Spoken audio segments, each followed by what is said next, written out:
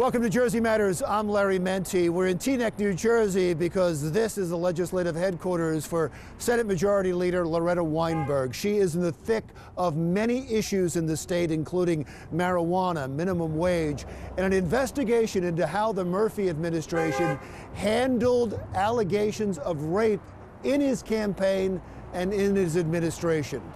It is a big show this week. We're also talking to the former lieutenant governor and former candidate for governor, Kim Guadagno. Is she running again? I asked her.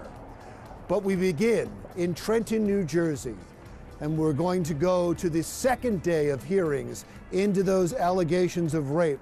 Our Dawn Stensland-Mendte is there. Dawn. Larry, testimony today as state lawmakers are searching for answers in this hashtag #MeToo sex scandal striking the Murphy administration.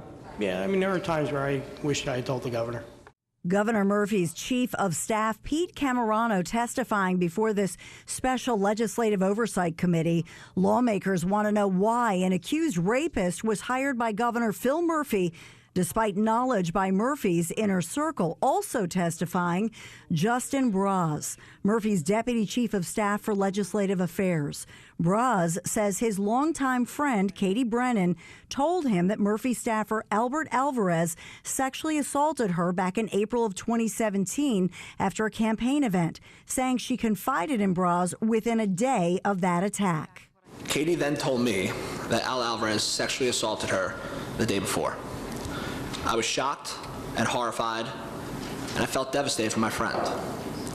I offered her what comfort I could, and I promised her whatever she needed for support.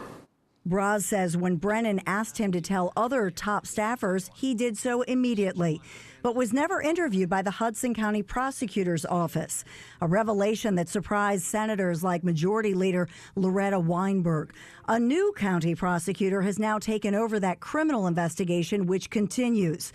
Alvarez, who resigned in October, denies the allegations. Senators are putting together a timeline, asking who knew what when. Most importantly, when did the governor know? Remember, the alleged victim, Katie Brennan, testified June 1st, 2018. She emailed the governor and first lady. Within an hour, Murphy emailed back, "We know you well. Hang in. We're on it." Brennan was then notified by a Murphy attorney that Alvarez was leaving his job. Top staffers testified they were told to get rid of Alvarez.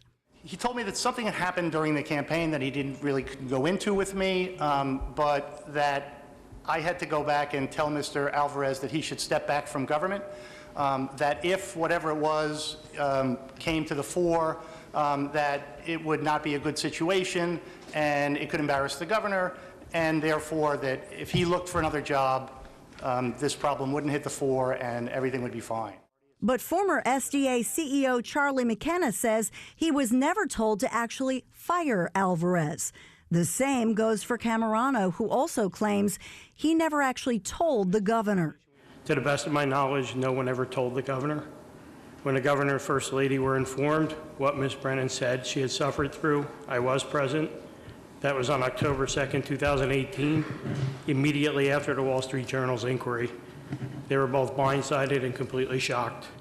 In the public audience, Brennan's attorneys were listening and taking notes. Many agree this second hearing appears to bolster Katie Brennan's claims that the Murphy administration knew of her trauma but did nothing.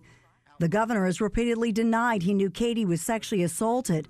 Other top staffers are slated to testify under oath as hearings continue in January, which means Murphy's #MeToo scandal will not end in the new year. Testimony is expected to continue.